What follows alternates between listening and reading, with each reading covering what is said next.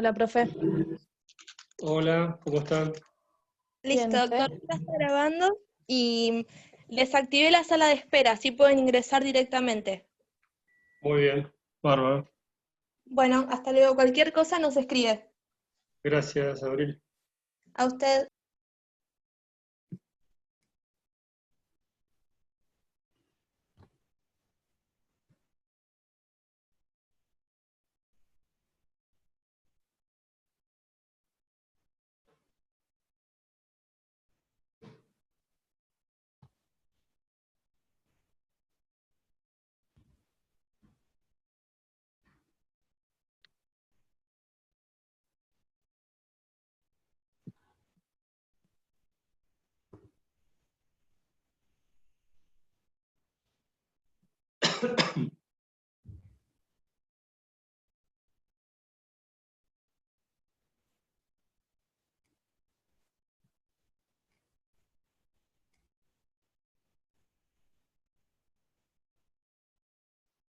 Bueno, esperamos unos minutitos más. Bueno.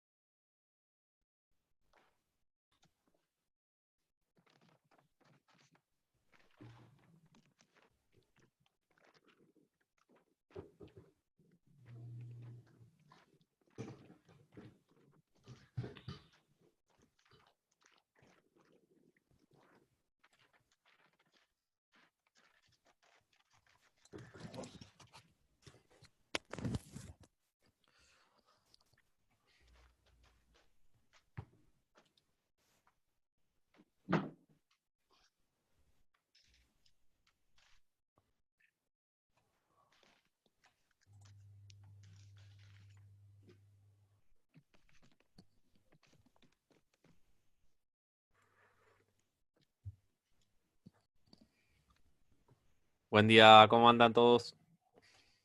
Hola, Matiz. Buen día. Hola, Buen Enrique. día.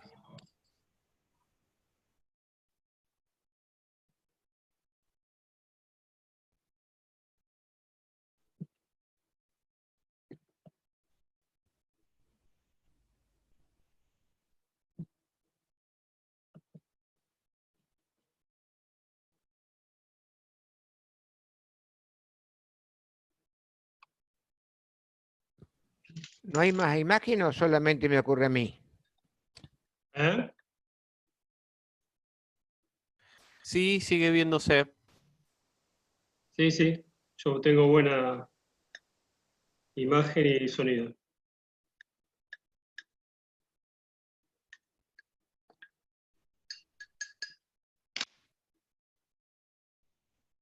Ahí estoy.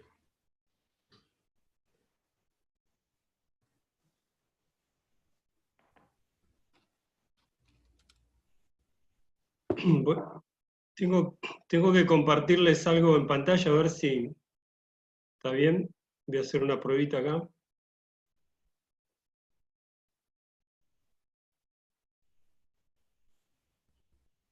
¿Se ve eso?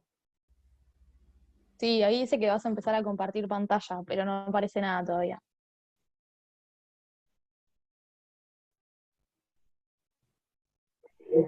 ¿Bien? ¿Ven la pantalla?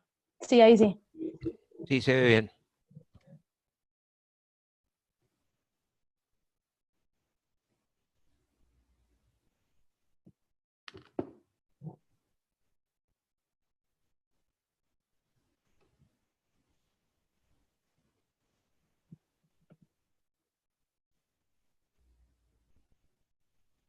Bueno, vamos a empezar.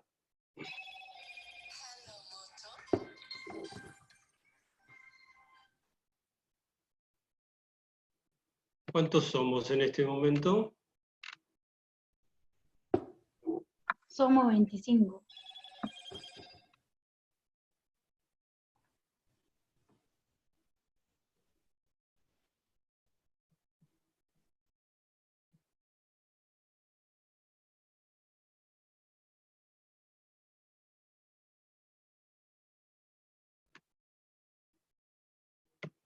Bien.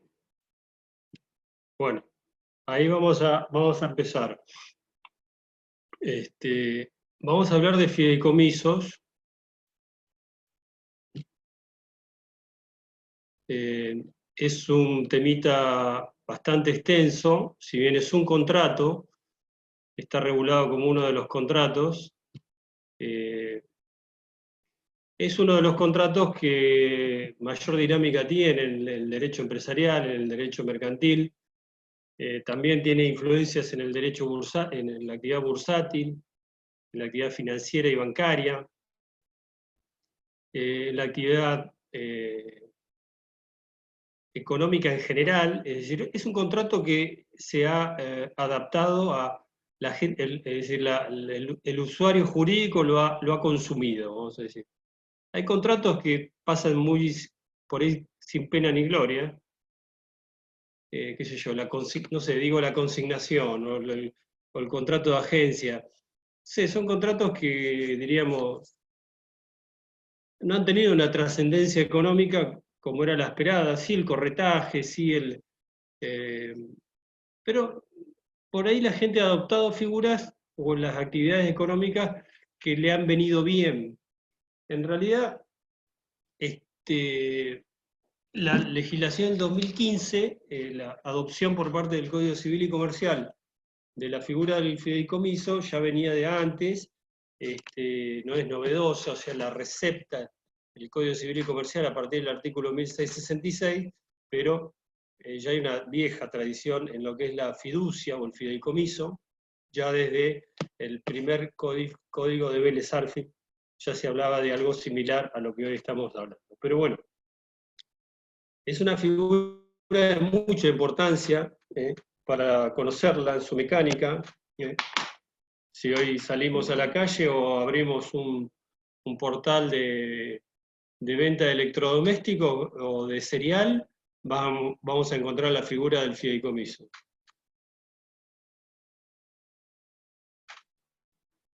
No es algo que no lo vamos a encontrar siempre. Brevemente, esto ustedes lo pueden recabar o ver en cualquier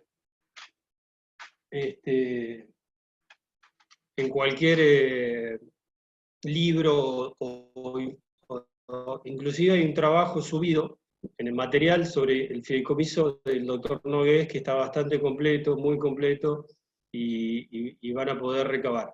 Es decir, el origen del fideicomiso, como no puede ser de otra manera, lo ubicamos en el derecho romano.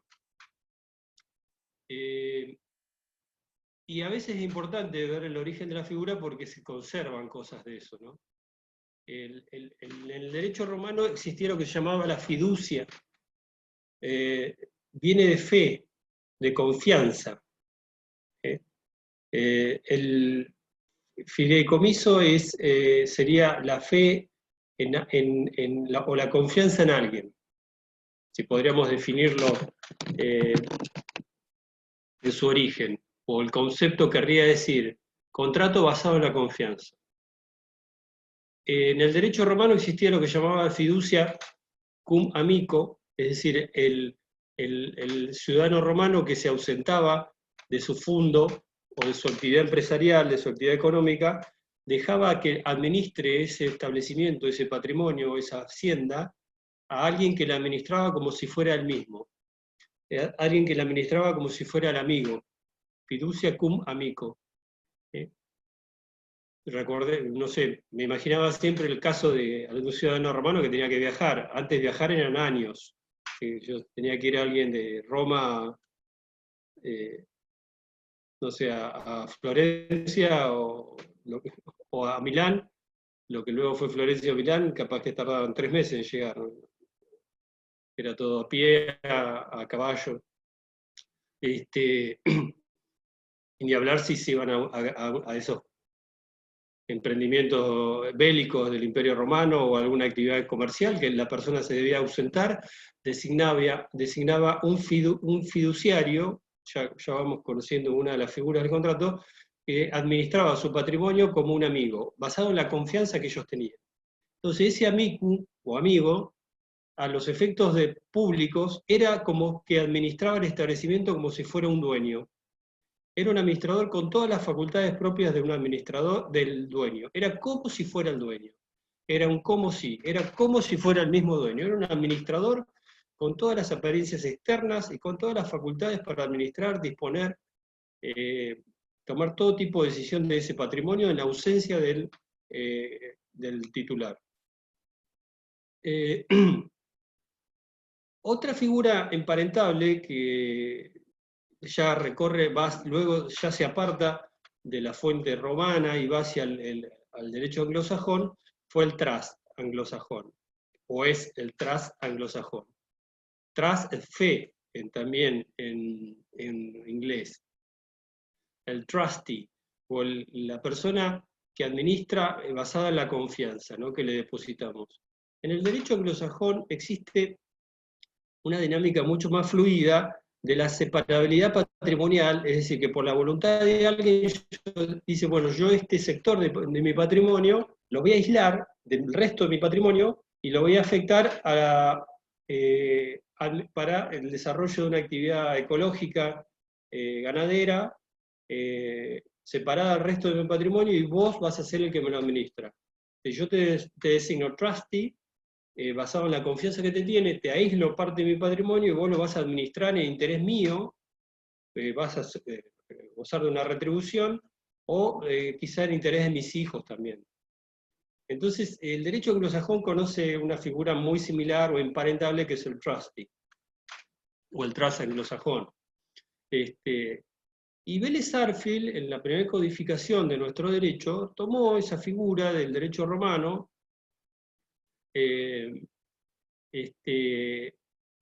pergeniando la figura que contemplaba el artículo 2662 del viejo código de Vélez Sarsfield, hoy derogado, ¿no?, por la ley de unificación civil y comercial, y estableció el que llamaba el dominio fiduciario, como una de las clases del dominio. Es decir, Vélez Sarsfield al fideicomiso lo abordó, no quiero profundizar mucho en esto para ir al contrato en sí, pero lo abordó en una temática, desde el punto de vista de un tipo de dominio. Ustedes estarán viendo algunos derechos reales, o lo van a ver más adelante, el dominio fiduciario.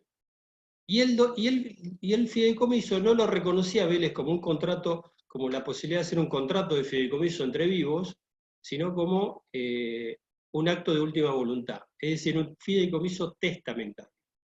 Hasta ahí llegó Vélez Sarsfield, es decir, avanzó en una figura y quedó ahí en un intermedio, vamos a decir, en una figura disponible legal, pero como acto de última voluntad, como acto testamentario.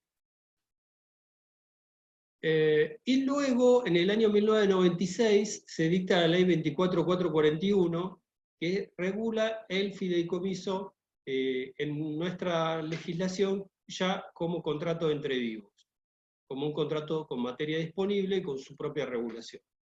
En el año 1996, la ley 24441. Y luego, en el 2015, se deroga esa ley 24441 en lo que respecta a fideicomiso, es una derogación parcial de la ley, y se lo regula como contrato típico en los artículos 1666 y siguientes. Se incorpora el texto del contrato de fideicomiso al Código Civil y Comercial. Eso es lo que tenemos hoy como evolución legislativa. Vamos a ver un poquito las cosas que podemos ir tomando, ¿no?, que nos interesan, para que ustedes al análisis del tema puedan hacer pie en 3 o 4 aspectos fundamentales, porque este es un tema que por una charlita que hagamos en un ratito no la vamos a terminar de digerir. Es poquito pesada, digo yo, es como querer comerse 4 panqueques con dulce de leche y crema y frutilla. Vas a digerir uno, el segundo ya te va a quedar acá, el tercero no te va a entrar. Es algo pesado. Es una cosita que en el derecho, yo digo, es como si vas a entrenar querer correr una maratón, ¿no? No vas a poder correr 42 kilómetros a la primera, vas a tener que correr 10, 21 y algún día podrás correr 42. Este es un maratón. El fideicomiso es un maratón. Entonces, hay que darle tiempo. Entonces, vamos despacio, porque yo quiero introducirles el tema, tirarles 3 o 4 cosas importantes y que ustedes hagan el proceso de estudiarlo. No hay otra. Y luego me pregunten lo que quieran, pero bueno, se los tengo que presentar.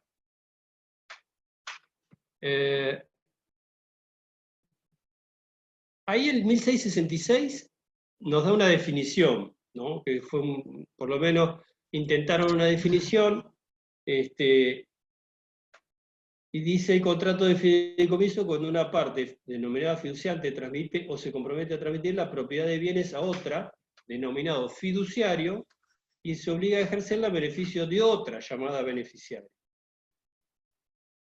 que se designa en el contrato, y a transmitirla al cumplimiento de un plazo o condición al fideicomisario. Bueno, ahí nos establece las partes y el objeto del contrato. Las partes del contrato son fiduciante, fiduciario, beneficiario y fideicomisario. Esas son las 4 partes del contrato. Fiduciante, podríamos definir que el fiduciante es el que transmite la propiedad al fiduciario de las cosas o bienes o activos o inmuebles o lo que fuera. Es el que se desprende, en el derecho romano era el titular del fondo que le transmitía la propiedad al amigo para que se la administre. Ese es el fiduciario. El fiduciario es el que adquiere la propiedad o dominio de las cosas. No lo digo como sinónimo, propiedad o dominio. Puede ser o propiedad o dominio. Vamos a ver en qué caso, ¿no? Y el fiduciario es el que recibe la propiedad o dominio de las cosas para administrarlas en interés no propio, sino de un tercero que se va a denominar beneficiario. Ahí tenemos ya la tercera parte del contrato, que es el beneficiario. Y a la finalización de la administración, debe el beneficiario recibir los beneficios, las utilidades o la ganancia, si quieren decirlo así, de este fideicomiso, y si el beneficiario no estuviere o no existiere al momento del reparto de los activos, lo recibiría el fideicomisario. Es decir, el fideicomisario es un beneficiario sustituto en ausencia del beneficiario. Esas son las 4 partes del contrato. Y ahí de la definición hacemos hincapié en esa parte que dice quién se obliga a ejercerla en beneficio de otra. Eso es lo que se denomina la clave de la fiducia, o el dominio fiduciario. El romano que le administraba al amigo en su ausencia el patrimonio, no lo hacía en interés propio, lo hacía en interés del amigo ausente. Es decir, ejercía todas las facultades de administración, disposición, el ius utendi, el ius fruendi, el ius prohibendi, ejercía todas las facultades propias de un dominus, pero en interés de otro. Esa es la diferencia en el dominio común yo ejerzo las facultades y las características propias del dominio de mi interés. Pero el fiduciario detenta un dominio de carácter imperfecto. ¿Qué quiere decir? Que los derechos que ejerce, los ejerce siempre en interés de otro. Es como que administra en interés de otro. Ese otro es el beneficiario. Generalmente el beneficiario y el fiduciante son lo mismo. Si yo transmito algo para que vos me lo administres, a su vez que soy fiduciante, soy beneficiario. ¿Está claro?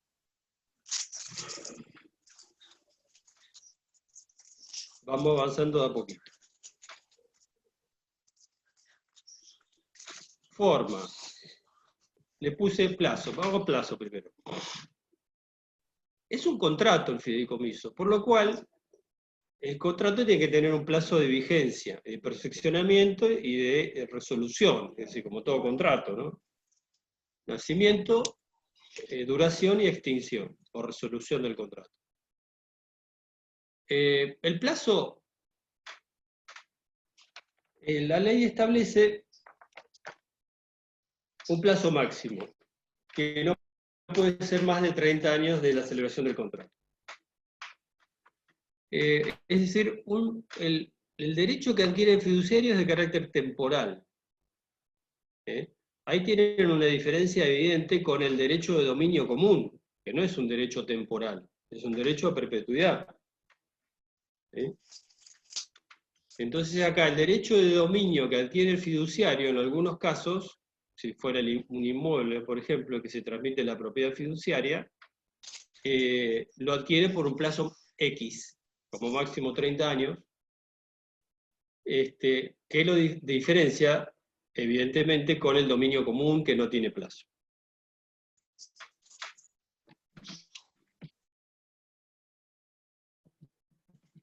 Forma. El contrato debe hacerse, es de carácter formal, es decir, debe celebrarse por escrito siempre.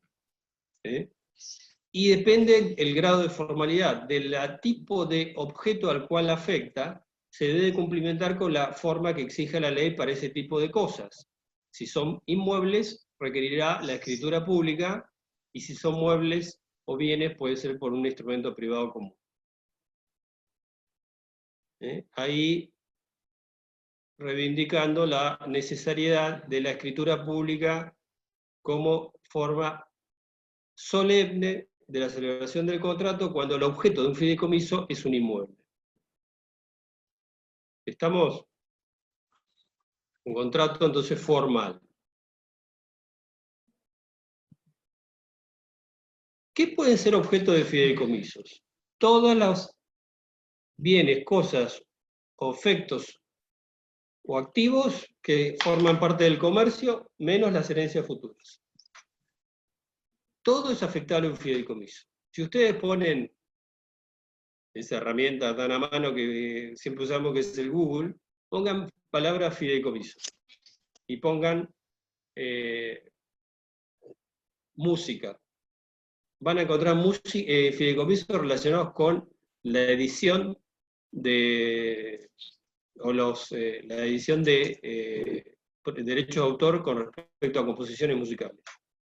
Hay fideicomisos para composiciones de música, hay fideicomisos para proteger a los menores, hay fideicomisos para un desarrollo inmobiliario, como puede ser un edificio, un barrio cerrado, un barrio o locales comerciales.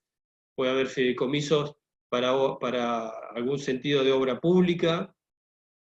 También el Estado puede usar los fideicomisos, de hecho los usa.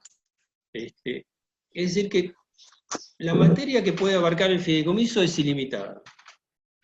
Ya vamos a ver todos los ejemplos propios de cada uno de ellos.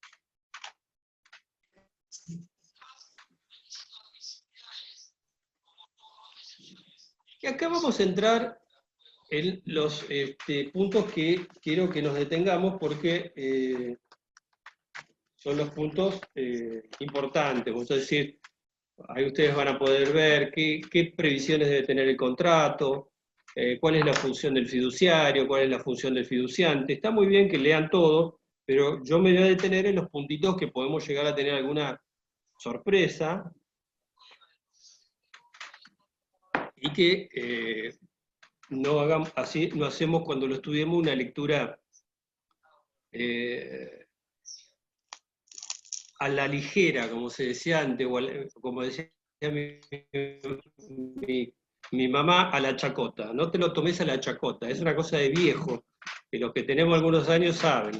No te lo tomes a la chacota. O sea, el artículo 1685 y los que vienen, no hay que tomárselo a la chacota, hay que detenérsela.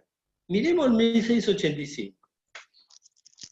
Los bienes fideikomitidos constituyen un patrimonio separado del patrimonio del fiduciario, del fiduciante, del beneficiario y del fideicomisario. Este artículo, que reproduce igual al artículo 16 de la ley 24.441, es el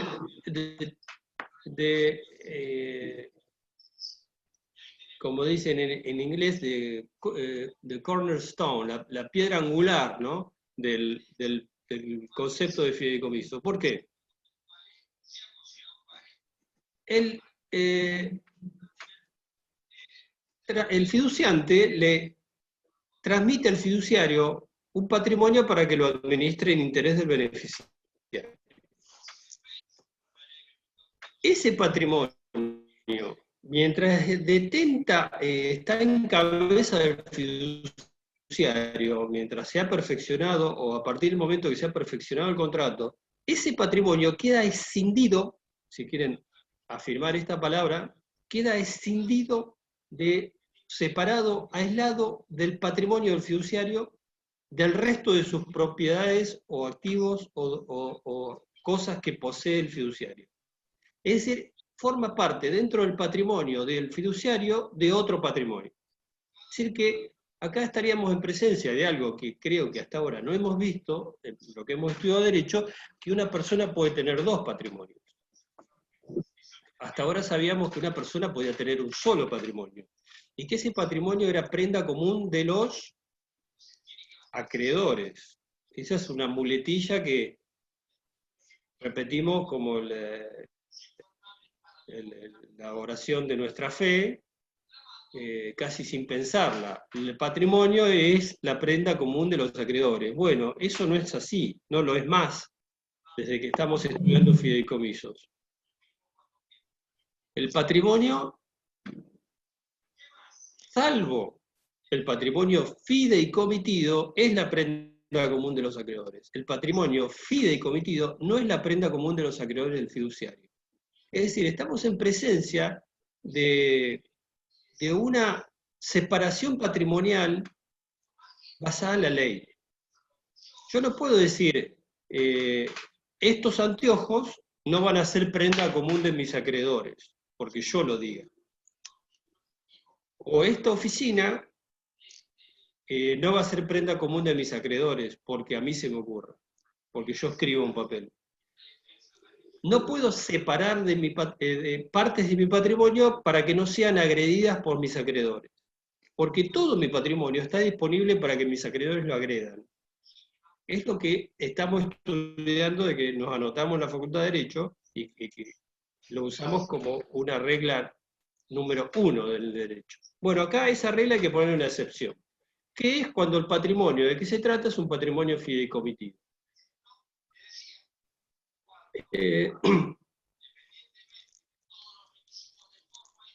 Esto es lo que se denomina patrimonio de afectación o separabilidad patrimonial del patrimonio fideicomitido. El patrimonio que el fiduciante le ha transmitido al fiduciario para que éste lo administre, no ingresa al patrimonio del fiduciario, sí ingresa, pero no va a ser prenda común de los acreedores del fiduciario, tampoco del fiduciante, tampoco de los beneficiarios y tampoco de los fideicomisarios. Es decir, que ese patrimonio está exento de la acción de cualquier persona que quiera agredir ese patrimonio fideicomitido. Ese patrimonio está blindado, sellado, aislado de cualquier agresión jurídica a los fines que tiene predeterminado por las partes. Es decir, si yo aíslo, si yo digo, bueno, ese fondo se lo transmito a un fiduciario para que lo administre, en interés de mis hijos por 30 años, mis acreedores a ese patrimonio no lo van a poder agredir. ¿Por qué? Porque ya no está más en mi patrimonio. Los acreedores de los beneficiarios tampoco lo van a poder agredir. Se podrán subrogar percibiendo los frutos, pero no agredirlo al patrimonio. Y los acreedores del fiduciario no lo van a poder agredir porque es un patrimonio de afectación. O sea, figura dentro de sus activos. El fiduciario debería llevar registros contables separados. Y ven que ahora estamos viendo contabilidad. Bueno, el fideicomiso esto tendría que tener una contabilidad separada del resto de la contabilidad del fiduciario. Tendría que tener registros contables propios. Entonces, esta es la clave del entendimiento de la figura del fideicomiso. Se ha pergeniado por ley un blindaje jurídico inexpugnable a la acción de terceros. Y no hay endijas, no hay salvo que. El salvo que sería el fraude. Ahora lo vamos a ver. La acción de fraude, que ya vamos a ver, por parte de los acreedores del fiduciante. Pero es decir, no es un quiebre en la figura, sino que la figura opera, pero la acción por fraude es una inoponibilidad a los acreedores del fiduciante, con respecto al acto que los ha perjudicado. Pero la mecánica de la separabilidad patrimonial fideicomitida es inexpugnable. Es una figura que funciona, que la operamos permanentemente, y esta separación patrimonial es la clave del éxito del fideicomiso. ¿Por qué el fideicomiso ha tenido determinado éxito en la actividad económica? Porque aventa, ahuyenta, evita acciones de terceros. Entonces, si yo quiero proteger a mis hijos por un tiempo determinado, quiero una figura que me dé seguridad. Porque yo dispongo de ese patrimonio de interés de mis hijos. Dispongo de este terreno para hacer un desarrollo inmobiliario, y no quiero que los acreedores de la empresa constructora, los acreedores del dueño, los acreedores del banco que financia la obra, los acreedores, el sindicato o el fisco, o socios, o un ex cónyuge, venga a agredir este patrimonio. Este patrimonio está afectado a los fines del fideicomiso, que es la construcción de unidades, la protección de menores, el desarrollo de una actividad económica en interés de una persona, y ese fin es inatacable. Entonces, con detenimiento, pensemos lo que estamos hablando y démosle tiempo a entender este 1685. Profesor, ¿y si tiene un inmueble afectado a una garantía, igual puede hacer un fideicomiso o tiene que ser un inmueble que esté limpio de otro tipo de...? Perdona, ¿cómo es el caso que me decís? Si usted tiene un inmueble afectado a Sí. una garantía o algún otro derecho real, ¿lo puede Sí. hacer fideicomiso o tiene que ser un inmueble como limpio, digamos? Podrías afectarlo un fideicomiso, pero va a tener prevalencia siempre el acreedor que tenía garantía real sobre la cosa. Ahí está. Va a tener un privilegio. Está bien, ya está, ahora sí. Porque si Y no, luego no, quedaría en un segundo grado, o no grado, es decir, el privilegio no se perdería porque lo afectes a un fideicomiso. Ah, bien, bien. Salvo que el acreedor privilegiado renuncie al privilegio. Bueno, y ahí tenemos el 1686 y 1687. ¿Qué es lo que les decía recién? Los bienes fideicomitidos quedan exentos de la acción singular o colectiva de los acreedores fiduciarios. Tampoco pueden agredir los bienes fideicomitidos de los acreedores fiduciantes, quedando a salvo de acciones de fraude y de ineficacia concursal. Los acreedores del beneficiario y del fideicomisario pueden subrogarse los derechos de su deudor. artículo fundamental que le demos el contexto correcto, ¿no? Entonces, ratifica lo que estábamos diciendo. Los acreedores, ni del fiduciante, ni del fiduciario, ni del beneficiario, ni del fiduciario pueden agredir el patrimonio, salvo fraude e ineficacia concursal. ¿Qué fraude? Bueno, pongamos la excepción. Yo ya le dije, fraude es que me hicieron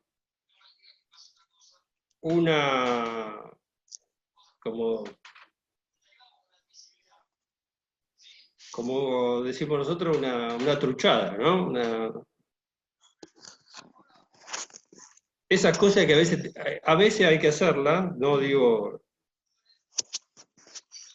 uno puede intentar hacerlo, hacer cualquier cosa en el derecho, ¿no? En pos de defender a su cliente. Esperen que me contesto un cliente nervioso. Le puse, estoy en Zoom.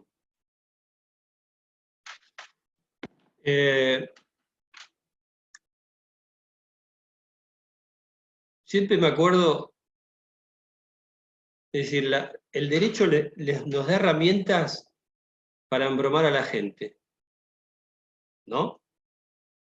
Y el derecho nos da herramientas para evitar que nos embromen.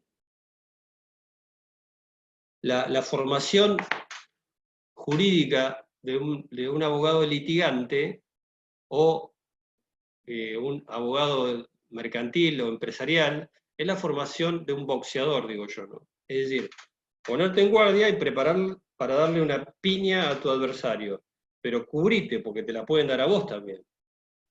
Es la formación de este tipo de abogado tan menospreciado que es el abogado litigante, ¿no? El abogado hábil, no litigante en el sentido de ir a juicio, sino el abogado pícaro, el abogado que pergenia un contrato que salva a su cliente, que ve a través de la filigrana del contrato cuál cláusula poner para que no nos embromen, para que no se pierdan los derechos de nuestro cliente, para no tener un incumplimiento, un agravamiento de los riesgos, etc.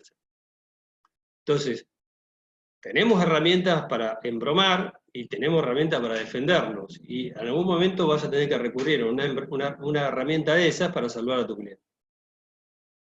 Las opiniones morales o éticas sobre este aspecto, no soy quien para enseñarles nada. Yo lo que voy a tratar de enseñarles es algo de fideicomiso. En los principios éticos o morales, cada uno verá en su vida cómo resolverlos.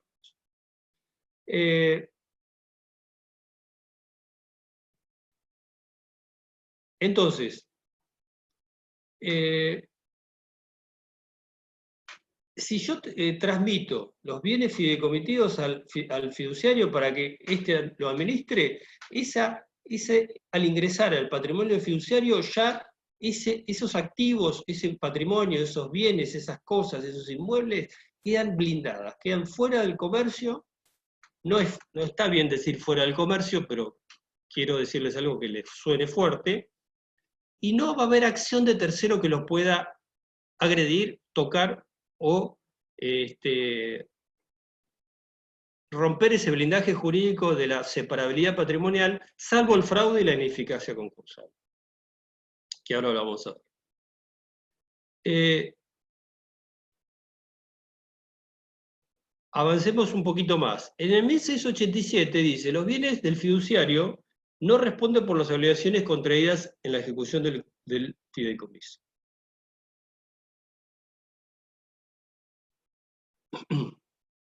¿Qué quiere decir esto?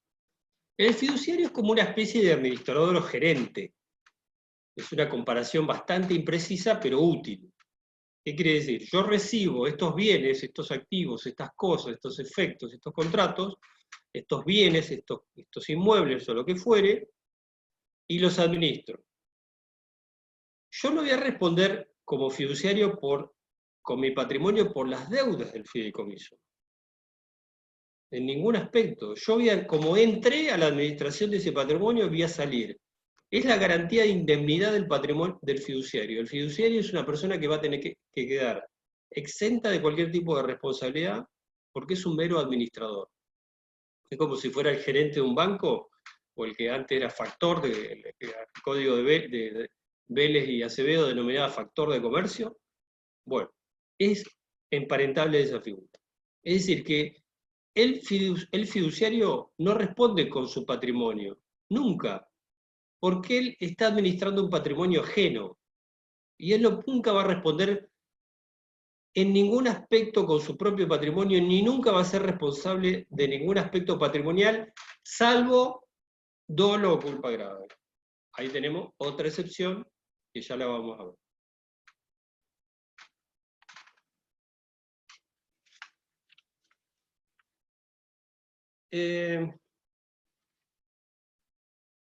Entonces, veces 85, 86 y 87 hacen un juego, deberíamos tener aquí un juego armónico de estos principios tan importantes que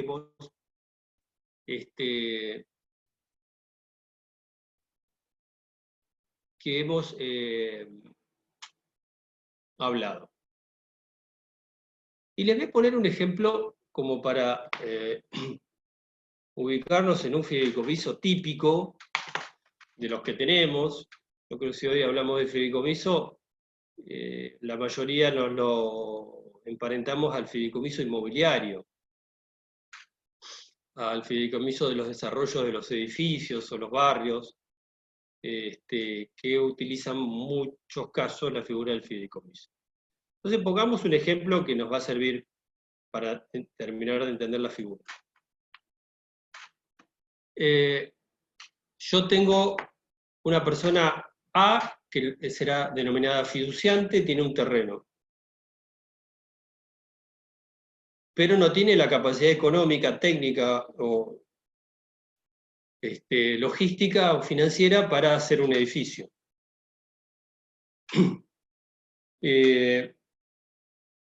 Si ustedes, miren, les giro la pantalla, ven esa pilita ahí amarilla y naranja, es un fideicomiso, se los presento. Ahí lo tienen. Fideicomiso que hice en el año 2010, y lo escrituro ahora.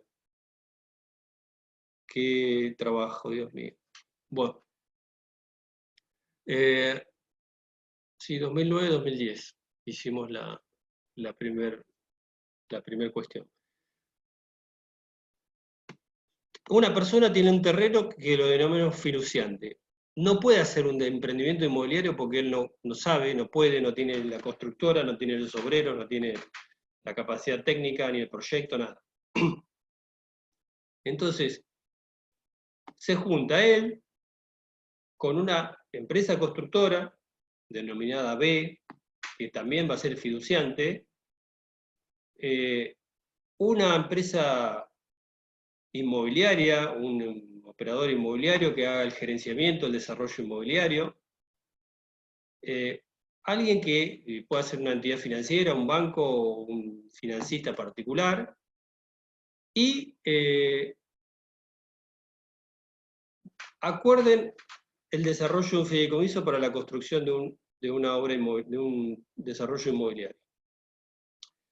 Entonces, el fiduciante A le va a transmitir al fiduciario, que va a ser alguien que vamos a designar todos de común acuerdo, una persona humana o jurídica que designemos todos de común acuerdo, porque va a ser la persona que nos da confianza, la palabra confianza,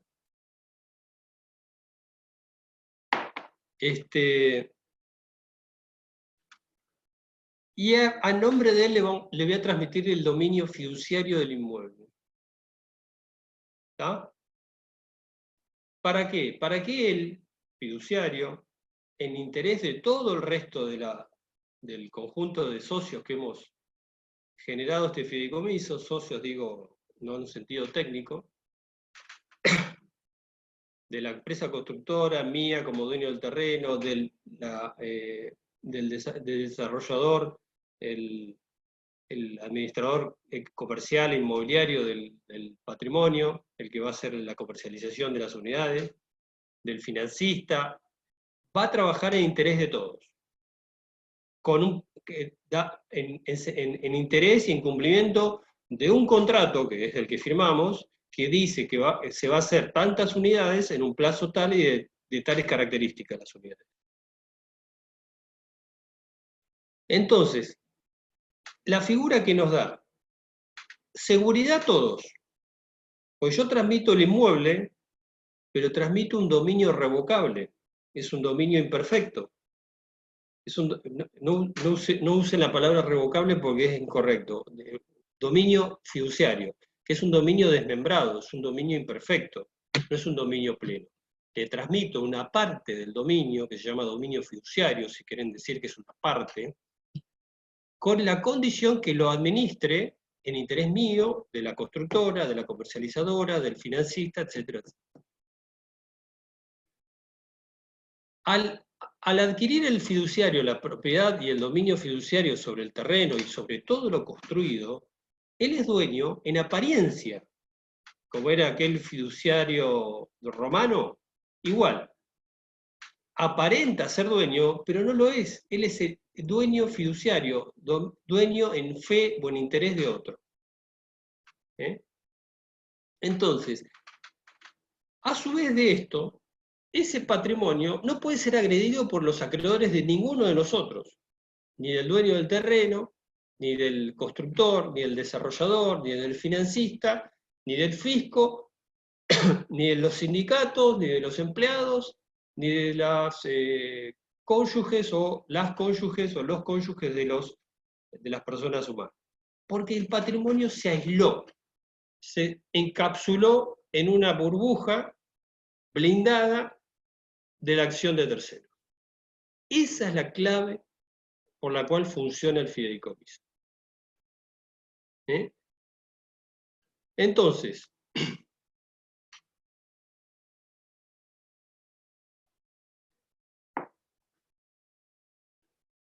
separabilidad patrimonial. El patrimonio, el inmueble, el patrimonio fideicomitido forma parte del patrimonio del fiduciario, pero no es prenda común de sus acreedores. 1.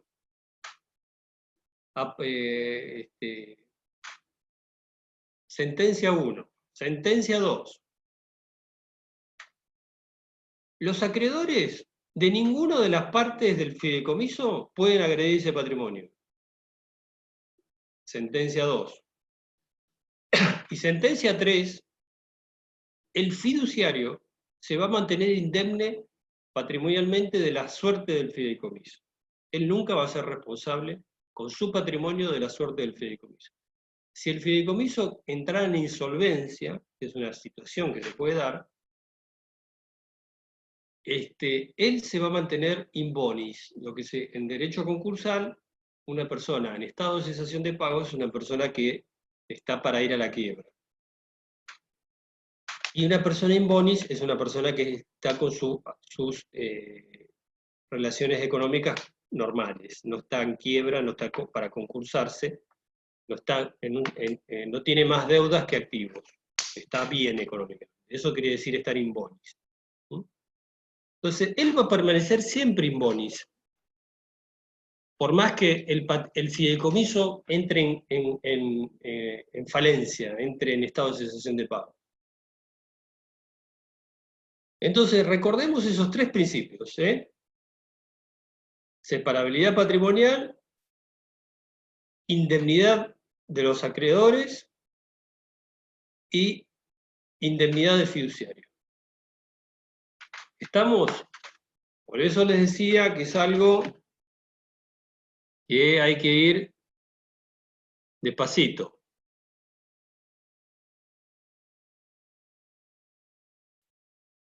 Vamos acá. Yo les decía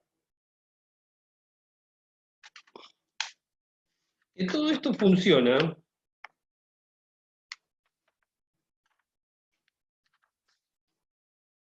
si no quiero embromar a la gente. Pero el derecho forma parte de la condición humana, ¿no? Y la condición humana a veces es la de embromar al prójimo, ¿no? y a veces vamos a tener que ser funcionales a esto o asesorar para embromar, no digo para embromar a otro, pero tendríamos que analizarlo de prever que estas cosas pasan. Entonces, si yo invento todo esto para eludir a mis acreedores, es una posibilidad. Pero también puedo eludir a mis acreedores pasando todos mis bienes a una sociedad anónima, que la hago online, ahora que hay, inclusive están las SAS, que son las sociedades simplificadas, que se hacen en vía digital.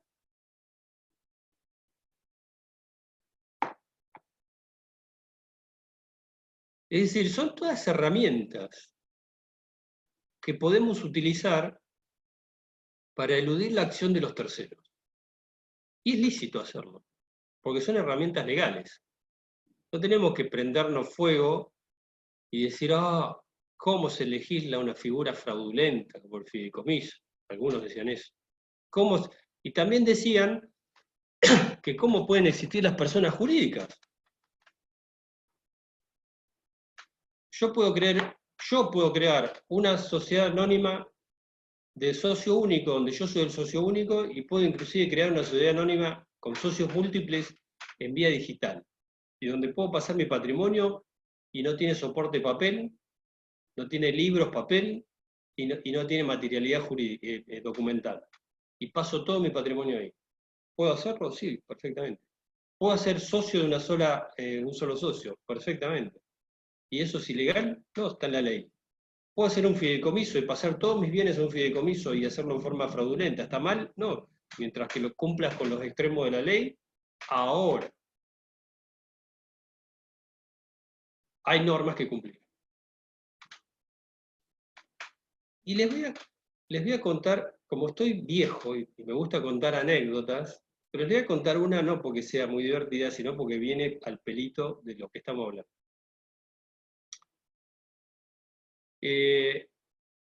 Había una vez, como nos decían nuestras mamás o papás, había una vez una empresa muy grande de electrodomésticos. Y la empresa estaba con dificultades y los directivos socios dijeron, vamos a embromar a todo el mundo. Y vamos a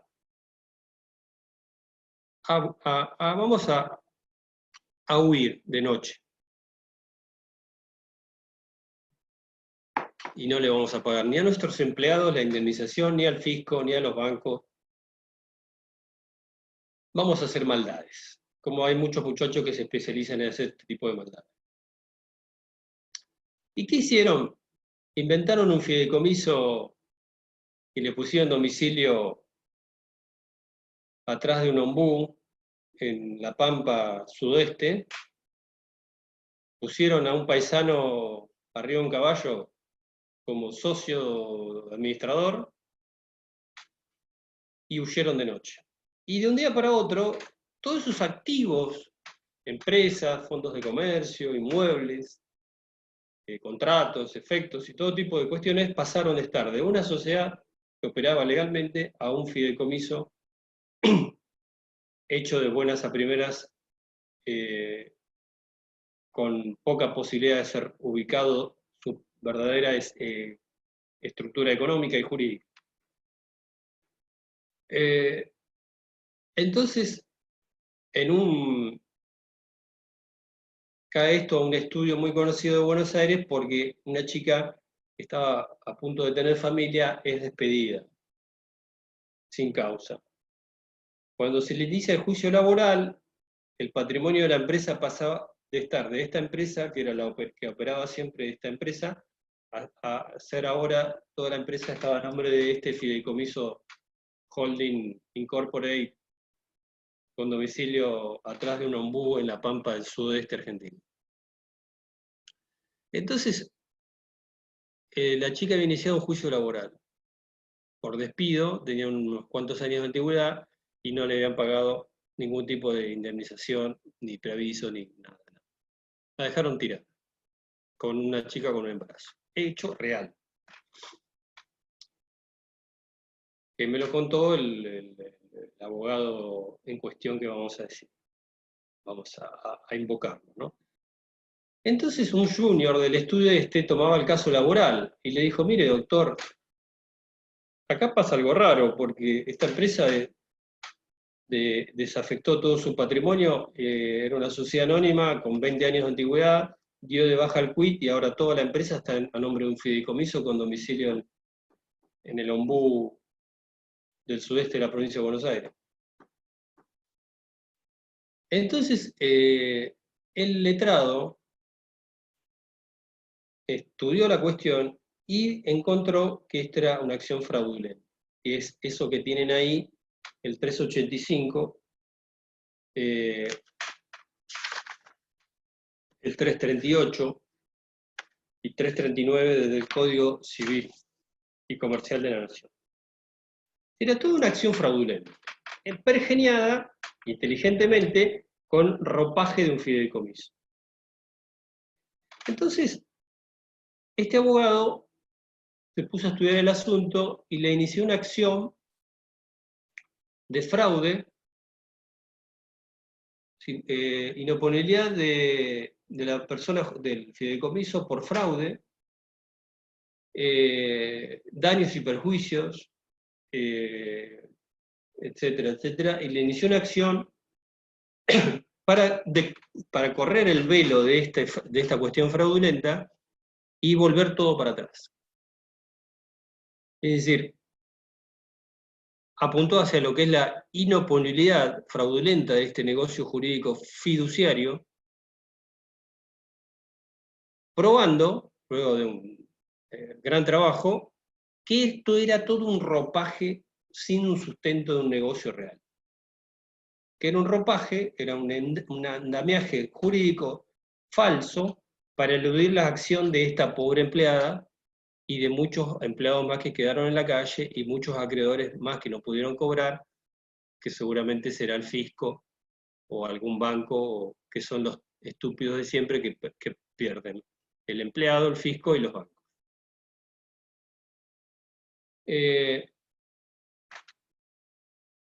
Entonces, el abogado presentó una demanda por simulación por fraude de unas 300 hojas, con citas en francés y en latín, 300 hojas real. Presentó la demanda y no se la notificó y pidió ir a hablar con el abogado de la empresa fraudulenta, que era un colega amigo. Lo recibió muy amistosamente, pero con cierta preocupación porque sabía que la persona que le estaba pidiendo la entrevista era un abogado que no se iba a molestar en venir a verlo si no era por algo importante. Y cuando lo recibió le dijo, mira, mi querido, te vengo a ver. Ah, dice, ya sé, dice, por esta pobre chica que ha sido despedida. Qué lamentable. Bueno, pero ¿qué pretendés? Dice, ¿cobrar el juicio laboral? No, mi querido, dice, yo no pretendo cobrarte el juicio laboral. El juicio laboral se lo pagué yo a la chica esta. Se lo pagué de mi bolsillo. Era madre a los pocos meses que ustedes la despidieron. Imagínate qué lamentable todo esto. Lo que me vas a tener que pagar a mí son mis honorarios. Porque acabo de meter una demanda por simulación por fraude de 300 hojas y no me lo vas a pagar con un juicio laboral de una chica empleada de comercio con 10 años de antigüedad. Entonces, le salió mucho más caro que un juicio laboral. Pagarle los honorarios a este doctor, que no se va a tomar el trabajo si no veía la posibilidad de cobrarlo. Entonces, toda acción tiene una reacción en la física y en el derecho. Yo puedo hacer cualquier tipo de acción fraudulenta, pero también el defraudado tiene acciones jurídicas para defenderse. Por ejemplo, ustedes ya lo hemos visto, esto es la acción de fraude.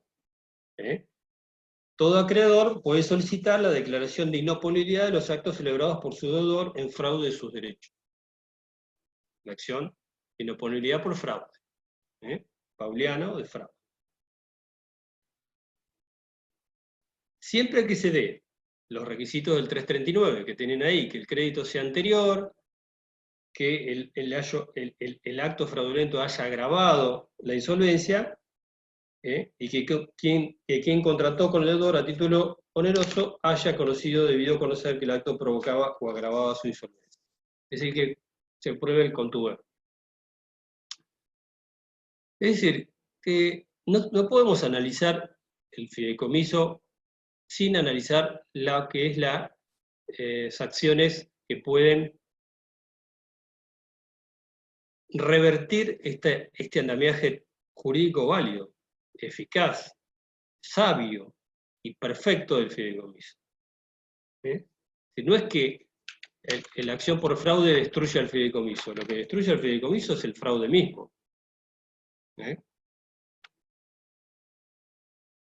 El fideicomiso es un acto de tipo indirecto, es decir, es un acto, como dice el 385,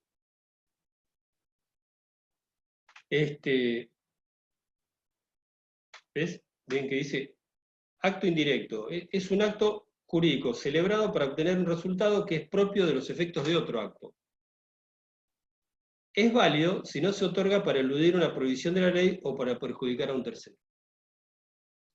Si yo puedo hacer un fideicomiso y ponerle domicilio en el ombú del sudoeste de la provincia de La Pampa, puedo hacer lo que quiero, pero no puedo pretender que con ese acto violar materia indisponible jurídica. Es decir, no puedo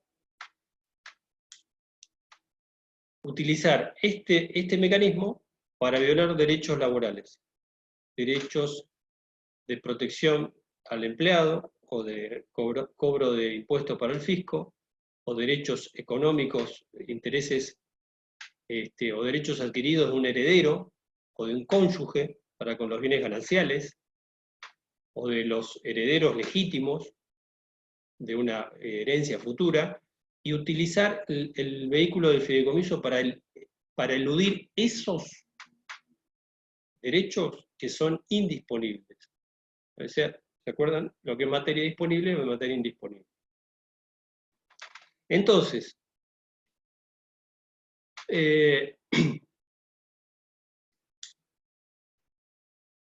toda acción tiene una reacción, y todo contexto jurídico o toda estructura jurídica que nosotros hagamos tiene que tener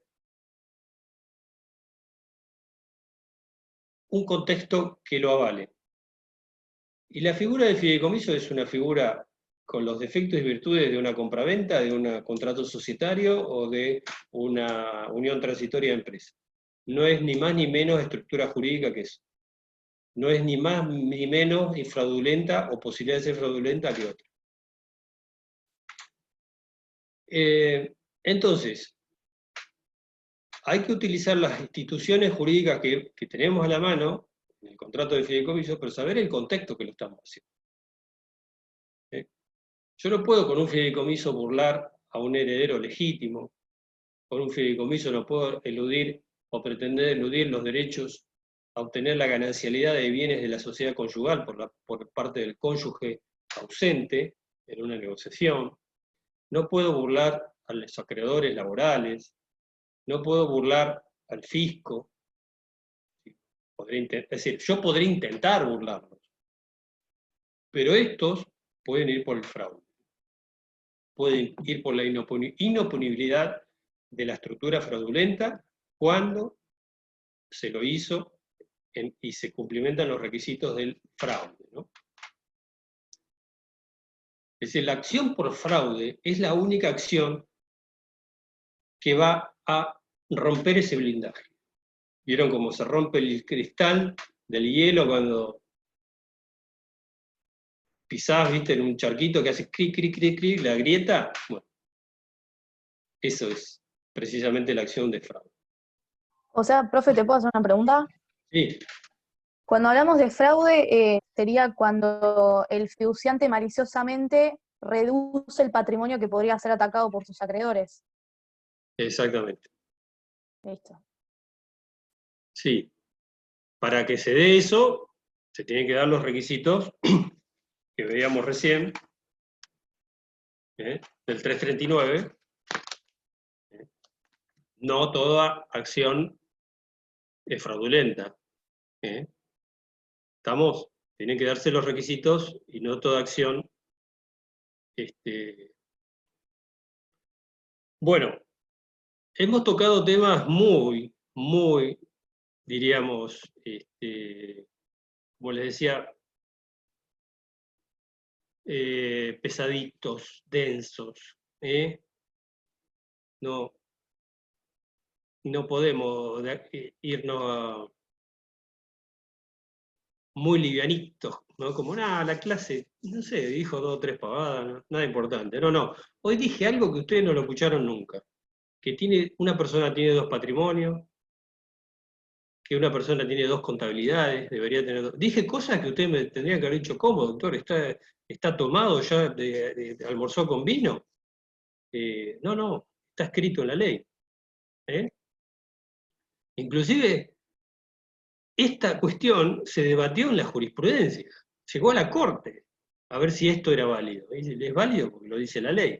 La ley 24.441, en el artículo 16 del año 96, creó este instituto, continuado en los actuales 1687, 85 del Código Civil y Comercial.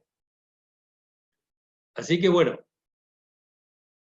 hagamos una lectura, después de pasar este shock jurídico. Había un recordado profe que se llamaba Mario Carregal, que nos decía que cuando da esto, él ve en la cara de los alumnos la perplejidad jurídica, ¿no? ¿De qué me habla este hombre? Nunca lo escuché esto. Bueno, se los presento, acá está.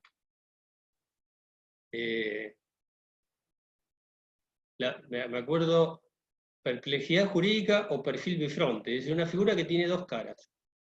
El fiduciario es un hombre de 2 caras, bifronte. De un aspecto es el titular del patrimonio fideicomitido, echa la ley, echa la trampa, muy bien. Así es el derecho. Echa la ley, echa la trampa. Doctor, perdón. Sí.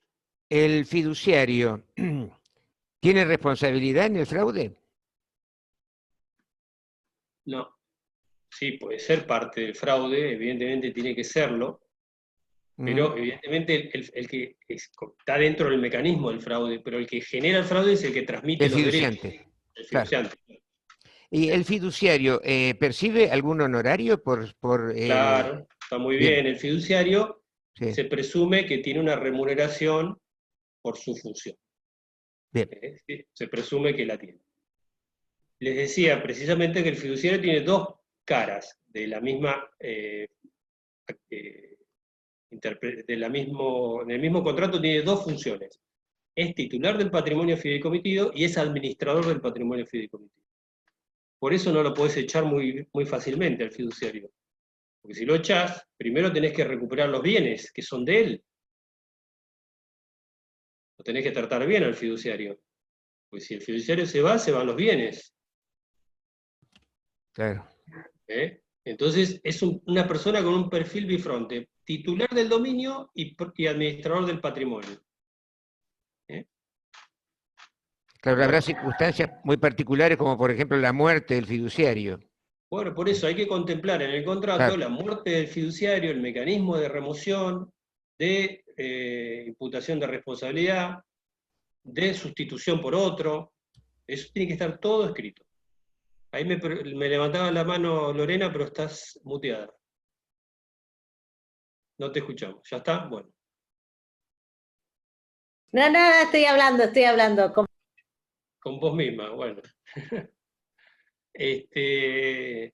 Bueno, yo, a diferencia de otros profes, no me gustaría hablar más.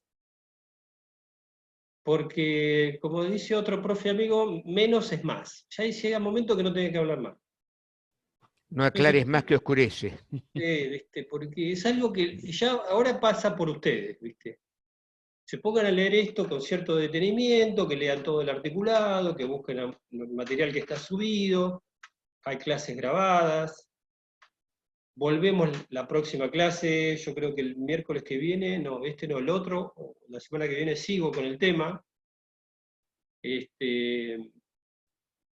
Así que es como para, a partir de ahora se pueden introducir a leerlo. Hagan las consultas, lean y van a ver que es un contrato con una dinámica espectacular. Bueno, no me odien mucho. Tienen la posibilidad de mandar mensajitos, consulten, no se queden con dudas, porque es un tema muy, muy denso. Muy vidrioso en algún caso, no es imposible, pero tiene sus bemoles. Bueno, gracias. Gracias a usted. Chao, luego. profe, gracias. Hasta luego. Gracias. Chao, profe. Chao, Chao, Fran. hasta mañana. Chao, profe. Hasta pasado mañana.